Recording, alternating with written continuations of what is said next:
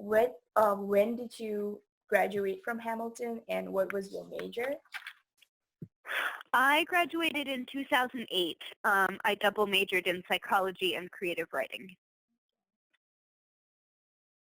And what campus organizations were you a part of, and including other extracurricular activities that you were engaged in while you were still a student at Hamilton? Mm-hmm. Yeah, I was in the choir all 4 years. I was in Hogwarts at Hamilton. I was on the executive board for a couple of years, and I was in the cast for all 4 years of Hogwarts. Those were kind of the two big ones. Yeah, I was in Hogwarts at Hamilton last year as well. Oh, really? I actually came to see the show last year. It was really fun. You did? You must have. I did. Then, yeah, I was. So, you were involved in choir and Hogwarts at Hamilton for the most part of your college extracurricular activities? Yes, all 4 years. And then I joined the Rainbow Alliance in my junior and senior year, but that was just those 2 years. In your junior and senior. Yeah. And were you out while you were a Hamilton student? I came out at right before junior year started. So I was out for about the second half of my Hogwarts career. Hamilton. Oh, now I'm thinking about Hogwarts. Sorry about that. For the second half of my Hamilton career, I was out. And was that before joining Rainbow Alliance or after? I came out right before. I joined the Rainbow Alliance in the beginning of junior year, right when I was first coming out. So that all kind of happened at the same time. Out now? For the most part, yes. I work with the people I work with. Do know that I'm engaged to a woman. Yes, I guess I'm out as a woman who is romantically attracted to other women. Yes, I'm out. I don't really talk about my asexuality at work. So in as much as it's just sort of irrelevant. So to my friends, I am out as a gay asexual, but to my coworkers, I'm only out as gay, not as asexual. While you were still a student at Hamilton College, what was the climate like for LGBTQIA students on campus? What was the climate like? Yeah, it was really mixed. You know, I remember an incident freshman year before I was out when a student in the dorm that I was in, about a floor below me, I didn't know him very well. He was an openly gay upperclassman, got some pretty graphic hate mail with some pretty horrible things and some threats written on it. And I remember, you know, obviously it's terrifying to live on the campus where that can happen, but I remember the reaction to that, especially of the Rainbow Alliance and of the Hamilton community, sort of disowning that. And like, I don't know if the people who did it were ever caught or punished, which is not great, but I know that as far as the student body's response, it was much, much bigger than the group of students that had done this this kind of act of hate. For me, coming out at Hamilton was easy, as easy as it can ever be, I guess. You know, everyone was wonderful and supportive, and, you know, being out to teachers and advisors and, you know, just sort of out in general, having it just be a thing rather than, you know, something that I was scared to talk about. I never felt unsafe at Hamilton, but I know other people who did, particularly men. But as far as I went, I never felt unsafe. It felt like a really good place to be just coming out. Thank you for sharing that.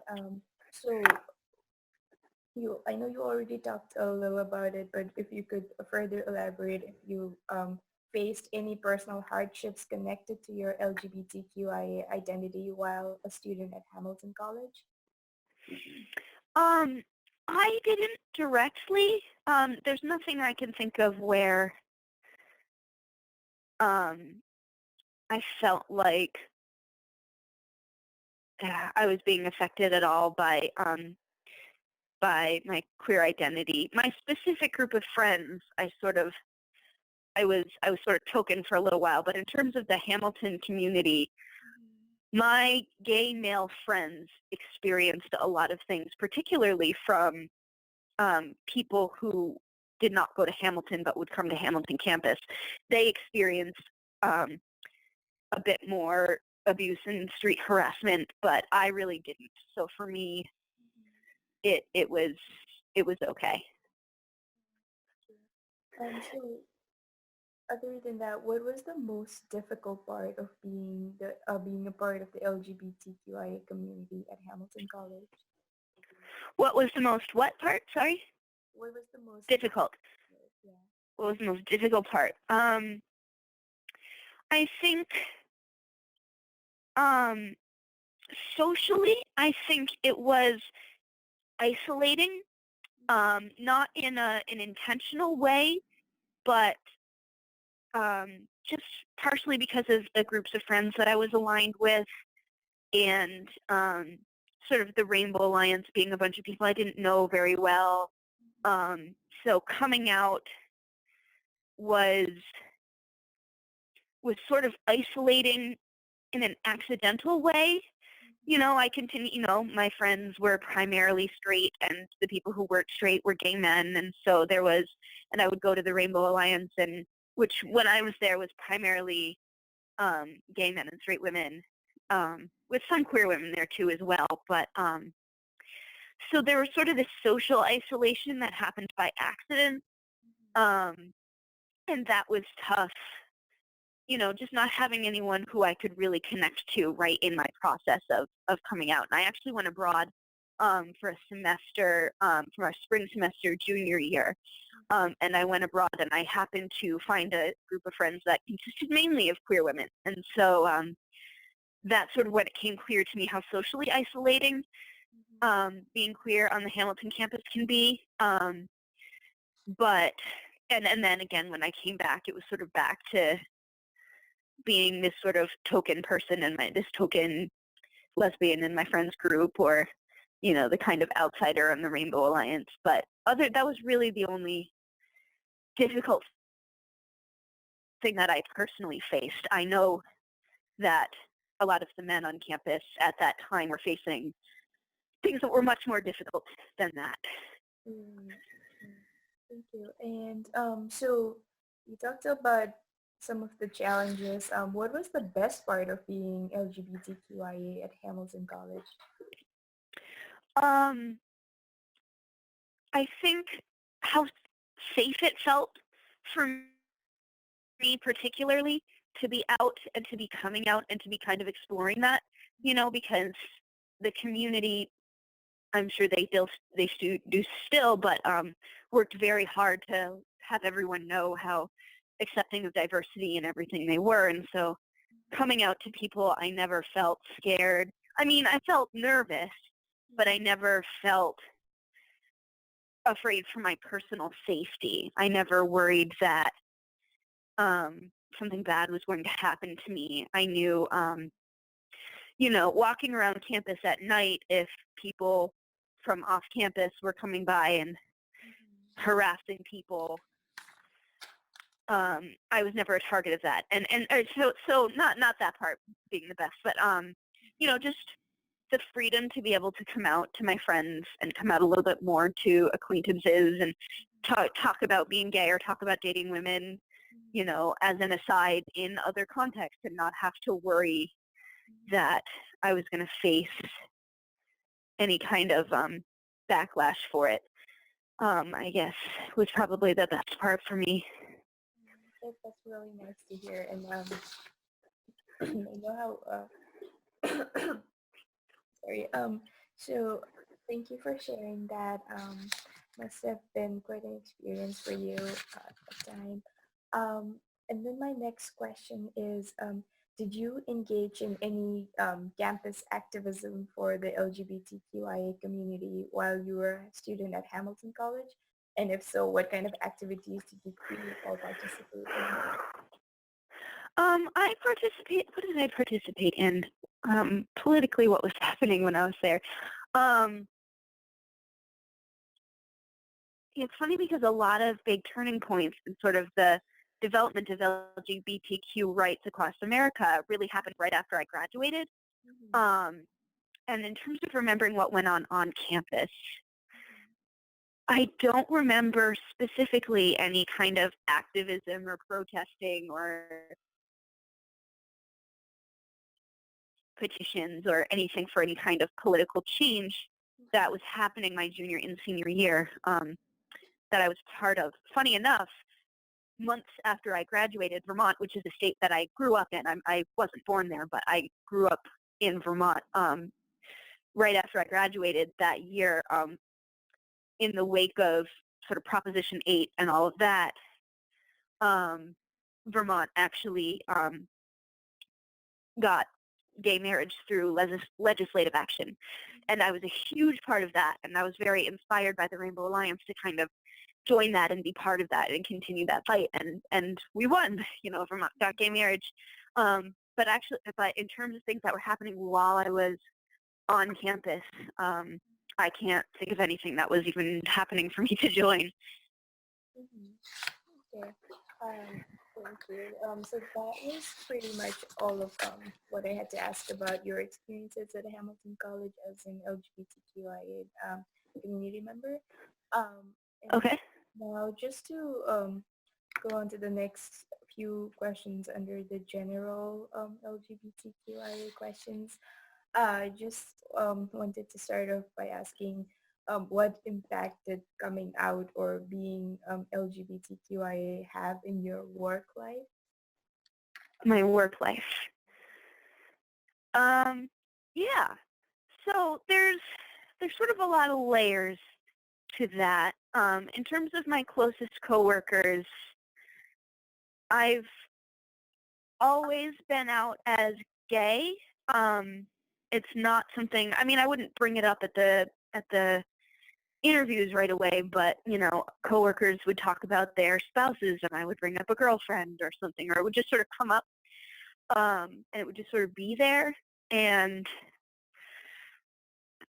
there was sort of that, and sort of the worst I ever faced was sort of the microaggressions and the double standards of like, it's okay for straight people to talk about their love life, but as soon as a gay person does it, it's uncomfortable and inappropriate. Like, little microaggressions and double standards like that would happen from time to time. There was one incident when I first became a speech therapist. I did early intervention for a year, which involved working with children who are younger than 3 in their own homes with their families. Children who aren't talking or have some kind of diagnosed disability and need speech therapy services really early on. Anyway, there is one incident that I can remember where I was in a house and discussing sort of pretend play and the benefits that can have for 2-year-olds. And one of the pretend play ideas that I suggested to this parent did not seem appropriate for his son. He did not feel that all of my pretend play ideas were okay for a boy to be playing, and he became very angry and very upset. And he launched into a long homophobic rant, which is fun, no son of mine, and it's unnatural, and all those talking points. And his wife was there, and the only thing she said to stop him was, if our son hears you saying this, he'll repeat it at school and get into trouble. But other than that, she kind of let him go. And they were both positioned between me and the door, which I became acutely aware of while this was going on. And so I just kind of sat and smiled, and then he was done, and I just moved the conversation on to other ideas of ways they could play with their child. It was a pretty scary moment right up until he said, I'm 43 years old and I've never met a gay person in my life. And I, kind of sat there like, oh, okay, right. You don't know about me. And it was this very surreal moment of sort of realizing that to straight people I pass as straight, and so just sort of waiting out that and so obviously I wasn't out to families that I worked with or, when I worked in other capacities, patients or clients or students that I worked with, I've never been out to. But coworkers, other service providers, and people I work with were always the people I've been out to as gay. Asexuality is sort of a completely different deal because for me, being asexual doesn't really affect anything that anyone outside of my relationship sees. It's I'm in love with a woman. We are engaged to be married. We present as a couple in a way that everyone else does. It's just that neither of us experiences sexual attraction. So that's not something we do, but it's not something that I bring up to coworkers because there's sort of no professional context to talk about that, and on the surface, and there's just no point. The way being gay does come up more naturally in conversation. Asexuality really does not. So I guess that's the answer to that question. Yeah, just to follow up with that, so how does are you comfortable with not sharing about one aspect of your queer identity, um, that is asexuality, and just talking about your um, homosexuality, which is more of a what you said, which comes up more commonly in the discussion? Because it's more common, or yeah, I think for me, I'm comfortable talking about asexuality in groups where it's clear that talking about sexual attraction and sort of the nature of sexuality and gender identity is sort of okay. In my group of friends, we have a lot of friends who are queer women and or non-binary and have sort of a variety of sexual and gender identities. So referring to myself as an asexual among my group of friends is fine. When it comes to like my family or more professional context, I'm less comfortable talking about it just because, it sometimes feels like a little too much information. Like, what are people going to do with the information that I don't experience sexual attraction? It seems irrelevant in an uncomfortable way in certain contexts, but with groups of friends, being asexual is certainly something I'm as comfortable talking about as being gay. And yes, it's less common, so it means I do have to explain it a little bit more often to people, but, that's in like social friends kind of context. I'm much more comfortable doing that.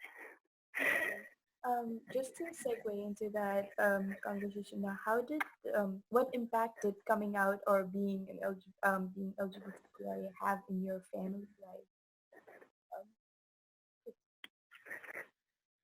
I think I lost part of that question. It sort of cut out for a second. I heard something about what does coming out mean, and then it sort of went silent for a second. Oh, sorry. So my next question was just because you talked a bit about how the coming out experience impact your work life. I just wanted to know how coming out or being LGBTQIA impact your family life. That's a funny question. Yeah, so when I first came out as gay to my family, it was one of those kind of on the surface level, everyone was like, that's fine. Everyone, it was tense and awkward, but everyone, said, oh, that's fine, that's okay. It was more when I started actually dating women that people became really uncomfortable. I've recently, quite recently actually, I've been out for more than 10 years now because I came out halfway through my Hamilton career, and that was more than 10 years ago.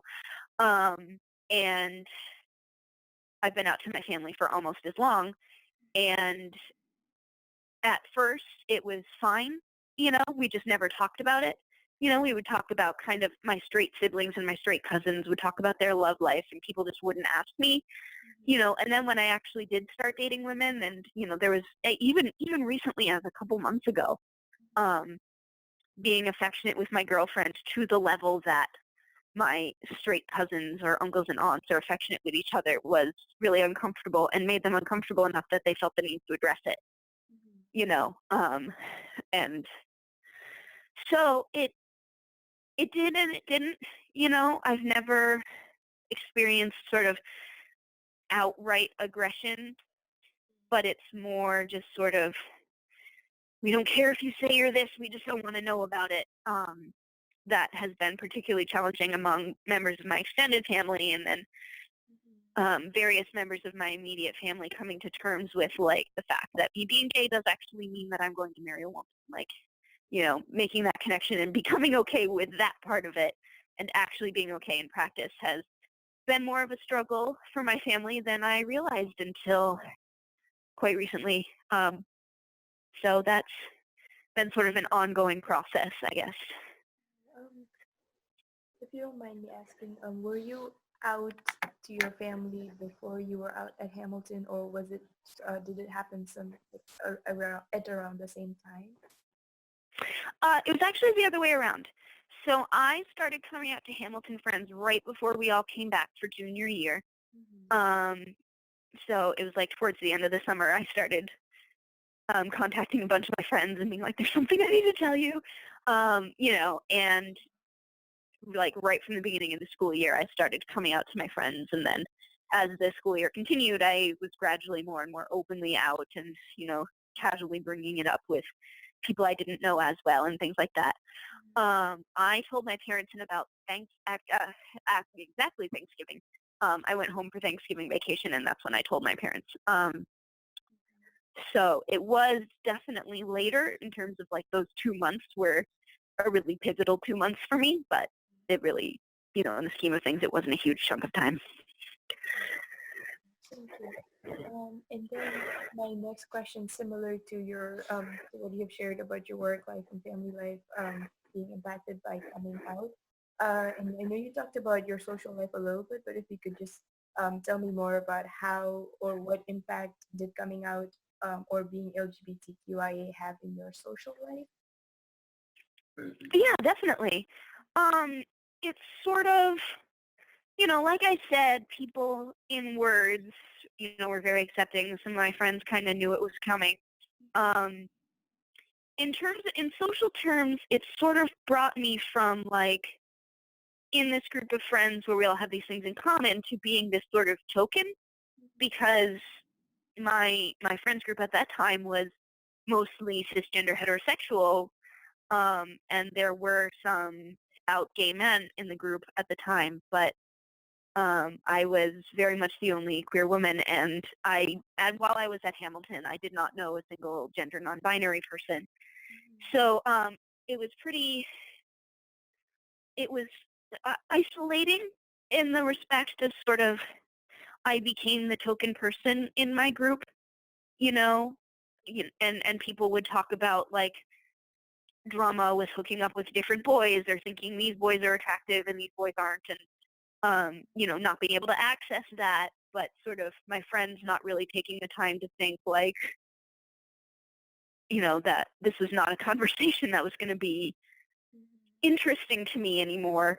And, you know, talking about like when I would get really frustrated, because also at the time LGBT representation in the media was worse than it is now, which is saying something because it's not great now, but it was worse. And we would watch, you know, my friends and I all loved watching these shows together, and they were just, there was no LGBT representation in them. And I remember this, my senior year, this show came out for one season. It tanked. It was called Kashmir Mafia.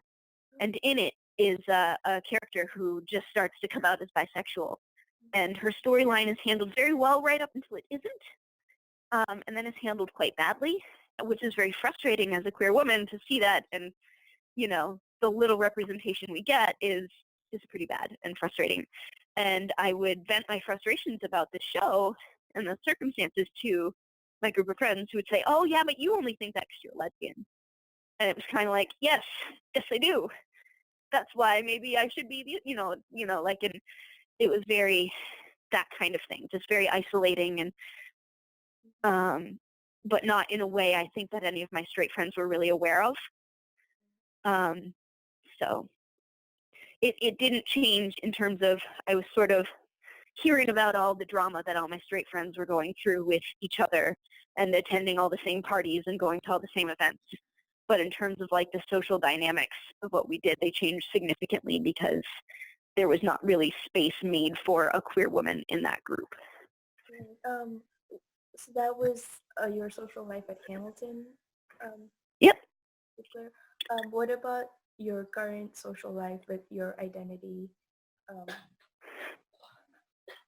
Yeah. Yeah.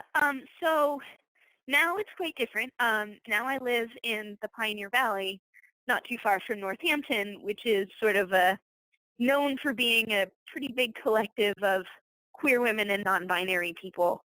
So it's and Northampton is sort of the one that's known for being the gayest city around, but the whole culture of the Pioneer Valley is very affected by that. And my whole group of friends here, including my girlfriend, and obviously including my girlfriend, but including her friends and everyone here, is actually it's kind of flipped. It's majority queer women and non-binary people. Like we joke that when we have house parties, we're inviting more non-binary people than cisgender men, and more non-binary people than cisgender heterosexual people at all.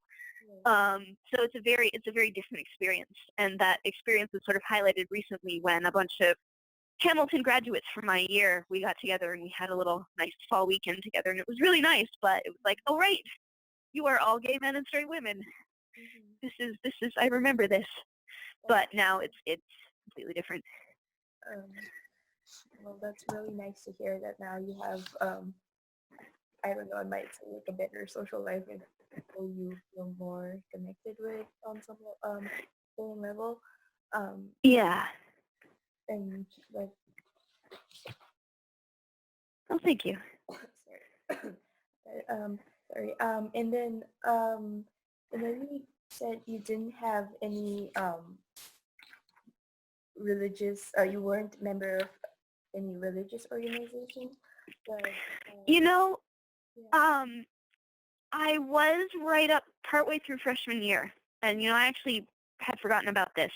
I grew up Protestant Christian. I grew up Sunday school and all that stuff.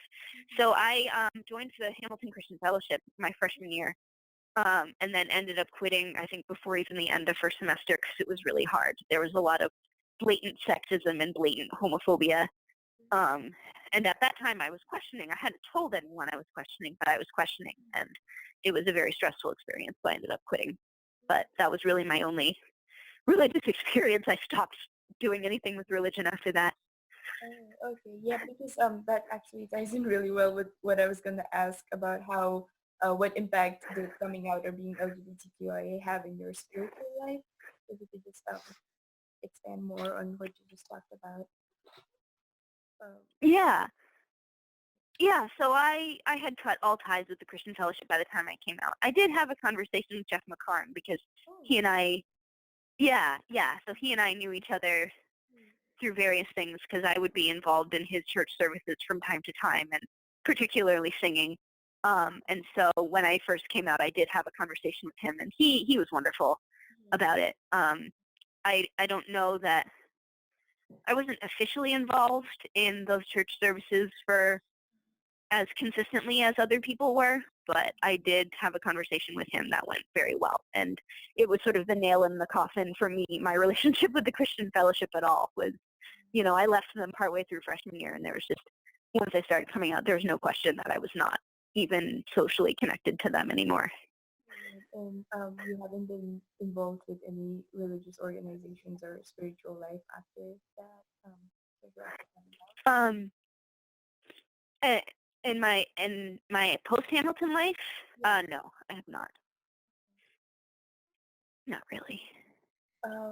So I would just like to ask you, what are some of the biggest challenges facing the LGBTQIA community today on the basis? Yeah.